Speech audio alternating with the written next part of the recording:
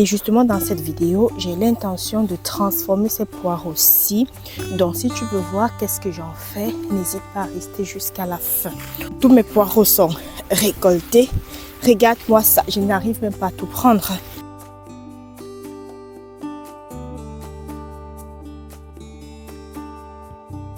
J'ai là le poireau du potager. J'ai deux bocaux, plus ou moins. J'espère que ça ne va pas tomber parce que là, pour moi, ça c'est du diamant. Bonjour, chers amis du potager à distance et j'espère que vous allez bien. Moi, c'est Josiane pour tous les niveaux et merci de soutenir cette chaîne YouTube. Aujourd'hui, je me retrouve au potager à 12 km de la maison parce que j'aimerais faire des dernières récoltes de poireaux. Et justement dans cette vidéo, j'ai l'intention de transformer ces poireaux-ci. Donc si tu veux voir qu'est-ce que j'en fais, n'hésite pas à rester jusqu'à la fin. Ou bien tu vas directement à la fin si c'est ça qui t'intéresse. En fait, ces poireaux, on les avait repiqués ensemble. Je vais peut-être mettre la vidéo quelque part là. Et il est déjà plus que temps de les récolter. Et je me retrouve avec quand même de beaux calibres. Celui-ci, là, c'est assez grand.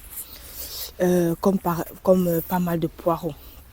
Mais bon, donc aujourd'hui, je dois récupérer tout ceci afin de transformer. Et ce poireau, à quel moment est-ce que je l'ai semé? C'était au printemps. Je ne me souviens plus exactement de la date, mais c'était au printemps. Et j'avais repiqué, je crois, en juin ou en juillet. Je ne sais, non, en juillet, non. Mais je crois que c'était fin juin. Bref, c'était en été que j'ai repiqué ça. Donc, c'était des poireaux d'été.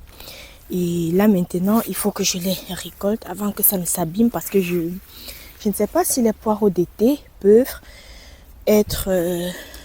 comment dire ça? Peuvent passer l'hiver. Je ne sais pas, mais je ne crois pas. Donc, c'est pourquoi je suis en train de les ramasser. Et... aussi, ce potager-ci, en fait, je dois m'en séparer. Malheureusement, je dois m'en séparer. Et tu auras sûrement déjà eu la vidéo dans laquelle...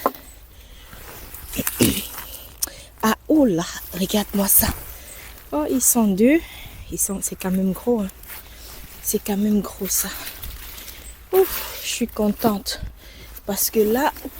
ça fait pratiquement 1 an, 2 ans, voire même plus, que je n'ai pas acheté de poireaux au magasin. Pas du tout, parce que je consomme ma propre production. Donc, je suis assez contente de ça. Donc, je vais récupérer tout. Et je tiens à préciser quand même qu'il est en train de pleuvoir. Ah, regarde-moi ce tube, il est blanc. Ah, j'ai réussi cette fois-ci. En fait, parce que c'est la dernière fois que je récolte le poireau avec toi. Et la première fois, j'avais des tiges, tu vois, juste une petite tige blanche. Mais cette fois-ci, regarde le tube que j'ai de blanc. J'ai réussi. Et l'astuce, c'est laquelle? À un certain moment, j'ai dû buter ces poireaux-ci. Buter, c'est-à-dire ramener la terre sur les poireaux afin de garder à l'ombre, en fait, une partie des poireaux.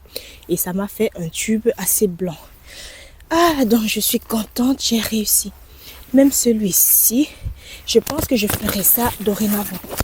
Je vais buter le poireau afin d'avoir cette partie blanche. Regarde-moi. Oh, regarde-moi ça. Regarde ce que je récolte. Je suis partie de la graine. Hein. Une graine de poireau, regarde ce que j'obtiens. Je suis partie de la graine. Et comment te dire que je suis contente de devoir manger ça? C'est bio, c'est naturel, sans produits chimiques, sans pesticides, sans rien. Bon, regarde, avec des limaces quand même, il y en a. Mais c'est pas grave, je vais nettoyer ces limaces-là. Et je vais manger mon poireau qui sera plus que bio. Parce que moi, je n'appelle pas ce genre-ci bio. Pour moi, c'est plus que bio, tu vois. Oh, oh, oh, oh, oh. Je récolte les produits que j'ai semés. Je vous invite à pas faire pareil parce que vous ne pouvez pas, on ne peut pas toujours faire pareil. Tout le monde ne peut pas faire la même chose, mais je vous invite à mettre quelque chose en terre. Peu importe, dès lors où ça va te nourrir, c'est déjà ça. Donc je t'invite vraiment à faire ça. Tu vois, moi par exemple, j'ai à la maison, j'ai une terrasse de 28 mètres carrés que je suis en train de... Là, actuellement, je suis en train de faire des travaux dessus. Bref, on en reparlera dans une autre vidéo. Parce que sur cette terrasse-là, avant, du moins, j'ai dû mettre des bacs pour pouvoir faire pousser des légumes.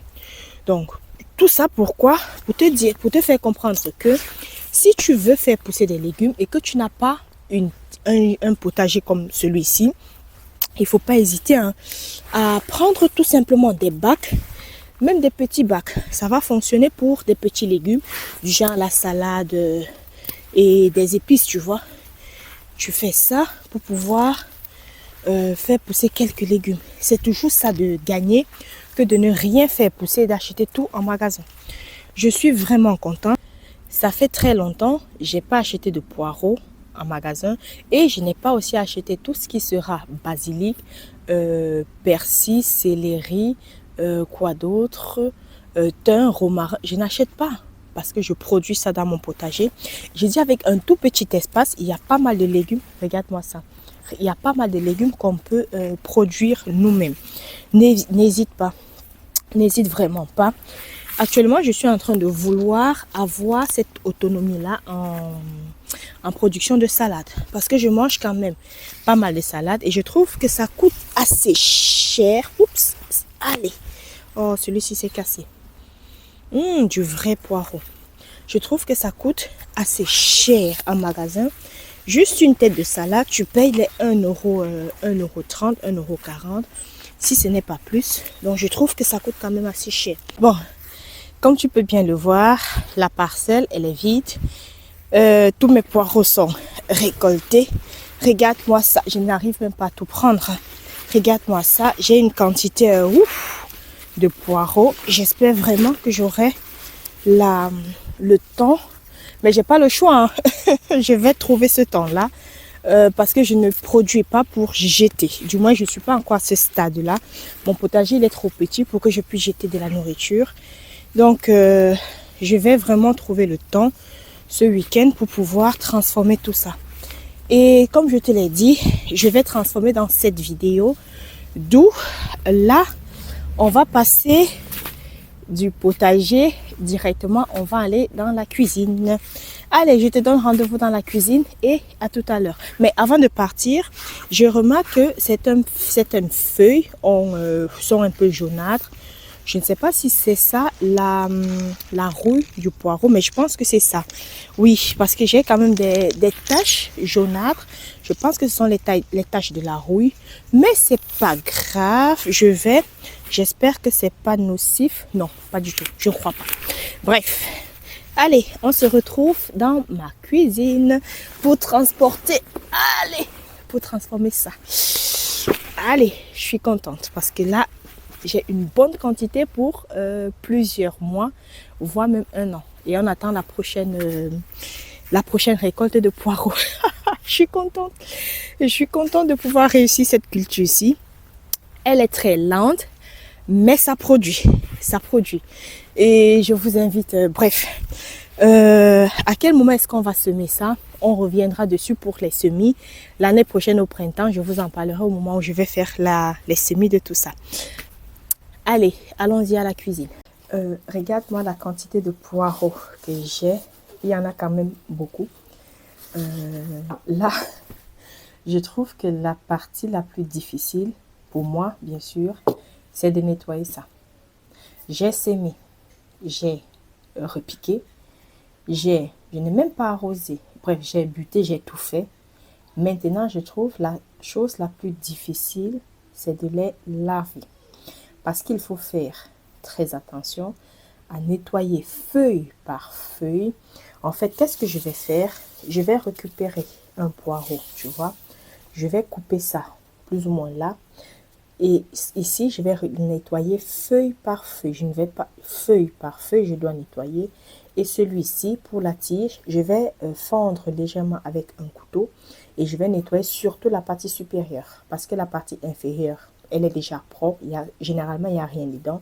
Mais la partie supérieure a souvent un peu de saleté. Donc, tu nettoies ça très bien. Bon, pour les racines, Je sais qu'il y en a qui font des beignets avec les racines, mais je ne parviens pas à retirer la terre qui se trouve vraiment au niveau des racines. Donc, c'est pourquoi je ne les consomme pas. Mais si tu manges souvent la racine, dis-moi un peu comment tu nettoies. Parce que j'ai un peu du mal avec ça. Donc, je vais nettoyer feuille par feuille. Et juste après, je vais découper. J'essaie de découper le plus finement possible parce que je vais mettre ça au déshydrateur. Et en découpant gros, ça prendra peut-être plus de temps. Pourtant, en découpant plus petit, tu vas avoir une déshydratation assez rapide. Donc, je vais faire l'effort de découper finement. Je vais mettre ça au déshydrateur à minimum 50 degrés, 50-55 degrés et je vais laisser ça tourner pendant quelques heures.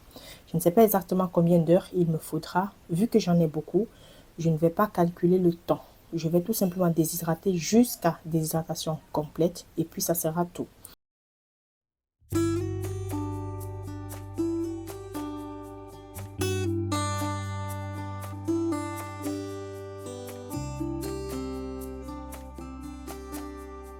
Bon, voici, nous sommes arrivés à la fin de cette vidéo aussi, mais j'aimerais te montrer à quoi ressemble le poireau que justement j'ai récolté en début de cette vidéo-là. C'est ça ici. Voici, voici mon travail pendant pratiquement un an. Parce que j'ai sémé au printemps et nous sommes maintenant pratiquement en hiver et je vais finalement m'en servir pour pouvoir cuisiner. Et ici, tu peux bien voir, tu peux bien voir que j'ai là le poireau du potager. J'ai 2 bocaux, plus ou moins. J'espère que ça ne va pas tomber parce que là, pour moi, ça c'est du diamant. Ça c'est le diamant. C'est du diamant. Faut vraiment pas que ça se casse parce que j'ai peur. J'aurais dû faire comme d'habitude et tourner dans 6. Bon, je prends les risques. J'espère que ça ne va pas tomber. Donc, j'ai là le poireau de mon potager que j'ai mis un cœur parce que j'aime beaucoup la couleur, tu vois. La couleur, elle est verte claire. Par contre, pourquoi est-ce que je te parle de couleur? Parce que l'année dernière, l'année dernière, je ne sais pas si tu verras bien, j'ai le céleri que j'ai eu aussi à déshydrater. Mais comme je n'avais pas, à ce moment-ci, je n'avais pas mon déshydrateur, j'ai utilisé le four que j'avais déshydraté à, je crois que c'était plus ou moins 100 degrés. Et à un moment, peut-être 120, parce que ça allait très lentement avec le four. J'ai déshydraté à une température un peu haute par rapport au déshydrateur que j'ai actuellement.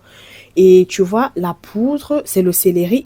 Et c'est pas vert clair, mais c'est beaucoup plus sombre par rapport à ce poireau-là. Donc, une fois pour te dire que le four, ça peut faire l'affaire, mais c'est quand même difficile de gérer les températures, du moins avec mon four, bien sûr. Je parle du mien. J'ai quand même un bon four, mais pour moi, c'est difficile de gérer la température au niveau du four. D'où l'achat d'un déshydrateur était indispensable pour moi. Donc, au total, je me retrouve avec 4 bocaux. Et comment est-ce que j'ai rendu ça en poudre? Très important. Lorsque j'étais en train de faire la déshydratation, et vu que j'en avais beaucoup, je devais déshydrater et une partie, ce qui était déshydraté à 90%, je faisais sortir ça du déshydrateur, je laissais ça sur le plan de travail au salon et parce qu'au salon j'ai un îlot central où je peux bien mettre ça. Donc je mettais un tissu en dessous, je déposais par-dessus le poireau déshydraté à plus ou moins 85 ou bien 90% et je laissais. Et c'est comme ça que je continuais à déshydrater. Et je faisais ça pour pouvoir réussir à déshydrater le plus rapidement possible toute la quantité que tu as vue. Et c'est ce que j'ai fait et ça s'est très bien passé. Quand je suis venue pour pouvoir mixer, j'ai mis tout simplement dans mon broyeur que tu connais, que tu as déjà vu plusieurs fois. J'ai mis dans ce broyeur-là, j'ai fait tourner, mais je n'arrivais pas à obtenir une poudre. Comme tu peux bien voir à l'image, exactement ce que j'obtenais, mais ce n'était pas du tout une poudre. L'appareil ne parvenait pas à mixer ça plus finement. Et donc, je me suis rendu compte que c'était peut-être un problème d'humidité au niveau, à l'intérieur de ces poireaux-là. Et à ce moment-là, j'ai pris le poireau, j'ai remis dans le déshydrateur pendant, je crois, c'était 30 ou bien 40 minutes. Donc, j'ai fait comme ça 3 fois. Vu qu'il y en avait beaucoup, j'ai fait comme ça 3 fois. Pendant 30 ou 40 minutes, j'ai déshydraté en fait pour avoir quelque chose de cassant. Et à ce moment, si tu regardes sur la vidéo, tu vas bien voir que j'ai maintenant des poireaux qui sont cassants et ce n'est qu'à ce moment que j'ai pu avoir de la poudre. Mais avant ça, je n'avais pas de la poudre. J'avais des espèces de je ne sais pas quoi, mais c'est pas ce qui m'intéressait, tu vois. Parce que comment est-ce que je compte utiliser tout ça? Peu importe ce que je suis en train de cuisiner. Par exemple, le poulet que je suis en train de mariner, je te l'ai déjà dit plusieurs fois dans mes vidéos. En début de mois, nous, on a pris l'habitude d'acheter en grande quantité, surtout le poulet, tu vois. Et lorsque je prends ce poulet-là, directement, je vais nettoyer, je vais directement l'assaisonner et j'assaisonne avec tout qui vient de mon potager. Bref, tout ou pas, parce que tout ne vient pas de mon potager. Je vais rajouter, je prends une cuillère de ce poireau aussi, je vais mettre dans le poulet.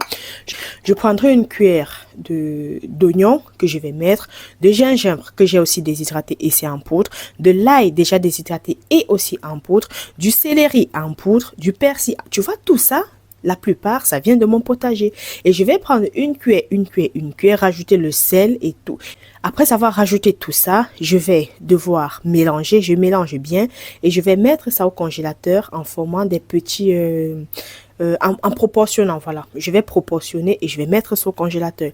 Tu vois, dès lors où je vais vouloir cuisiner ça, il suffit de sortir la portion qui m'intéresse. C'est déjà assaisonné. Je n'ai plus qu'à dégivrer. Du moins, si tu fais sortir ça le soir, le matin, c'est déjà dégivré et puis tu peux cuisiner ça à ta convenance. Et moi, c'est comme ça que moi je fonctionne avec quand je parle de la viande, il y a aussi le poisson, hein, c'est la même chose, tu vois, c'est la même chose. Donc tout ce que je suis en train de déshydrater, c'est à ça que ça me sert, tout simplement pour pouvoir cuisiner avec assez rapidement. Et bon, j'ai cité la viande ou bien le poisson, mais j'aurais pu parler de ce que je cuisine. Hier, par exemple, j'ai fait une espèce de ratatouille. Et comment j'ai fait ça? J'avais déjà la ratatouille qu'on a eu à faire dans une des vidéos. Bref, je crois que je l'ai montré en vidéo. Pendant l'été, j'ai fait une ratatouille. J'ai pris un bocal. Et j'ai pris aussi un bocal de tomates parce que j'avais besoin qu'il y ait plus de tomates. J'ai mis ça dans la casserole, j'ai rajouté de la tomate. Et maintenant, qu'est-ce qu'il fallait faire? J'ai découpé les carottes parce que je n'aime pas mettre les carottes dans la ratatouille avant de stériliser. Parce que je n'aime pas quand ça cuit de trop, tu vois. Donc c'est pourquoi j'ai rajouté les carottes par la suite. J'ai rajouté les petits pois. J'ai rajouté le haricot vert parce que c'est une chose comme je te dis, je n'aime pas mettre avant de stériliser. Je mets ça. Je stérilise généralement ce qui vient de mon potager. Et après avoir mélangé ça, j'ai pris une cuillère de persil en poudre. De poireaux en poudre, d'oignons en poudre. Bref, j'ai pris tout ce que j'avais en poudre, j'ai rajouté une cuillère et puis j'ai cuisiné avec, tu vois. Donc, si tu veux cuisiner quelque chose assez rapide, même si ce sont des légumes sautés, après avoir mis tes légumes, allez hop, une cuillère de ceci, une cuillère de cela et ça te facilite énormément la tâche en cuisine. Pour moi, sincèrement, c'est très rapide. Donc, je pense que je gagne beaucoup en faisant comme je suis en train de faire là. Et merci d'être resté jusqu'à la fin. J'ai peur que ça se casse. Donc, au total, j'aurais fait tous ces bocaux-ci. J'ai mélangé le blanc et le vert. Hein. Moi, j'ai pas séparé. Donc, c'est comme ça que j'ai fait ça. Et toi, en commentaire, dis-moi un peu comment tu consommes les poireaux. Moi, j'en avais tellement que je ne pouvais pas seulement mettre au congélateur. Il fallait à tout prix que je conserve ça autrement. Donc, dis-moi un peu comment tu consommes les poireaux ou bien comment tu les conserves parce que c'est surtout de la conservation du poireau dont on est en train de parler. Et dis-moi un peu comment tu conserves pour toi. Ah oui, je pense qu'il est aussi important que je te dise comment est-ce que je conserve tout ça. Tu vois, dans ce bocal, j'ai fermé et j'ai une gomme, un caoutchouc qui est justement là. Et ce caoutchouc va empêcher l'air de rentrer à l'intérieur de mon bocal. Et déjà, après avoir déshydraté et mixé comme tu vois là, je vais automatiquement mettre ça au congélateur d'office. Pour moi, c'est un passage obligatoire lorsque je fais une déshydratation. Je vais mettre ça au congélateur pendant minimum 2 nuits. Puis, je vais retirer et après, je vais garder ça à l'intérieur. Parce que dans ma maison, j'ai un frigo qui n'est pas branché, bien sûr. C'est un endroit où je stocke mes graines. Donc, je vais utiliser une partie pour les graines et le reste, je vais tout simplement entreposer tout ce que je suis en train de déshydrater. Parce que j'en ai quand même beaucoup de poireaux. Et aussi, j'ai fait la déshydratation du gingembre. La vidéo arrive sur ma chaîne. Je vais te montrer comment est-ce que j'ai fait ça. J'ai aussi fait la déshydratation du gingembre. Donc, tu vois, toutes ces déshydratations que je fais, je ne vais pas je ne vais pas mettre ceci en cuisine pour souvent me servir à l'intérieur. Donc, qu'est-ce que je fais?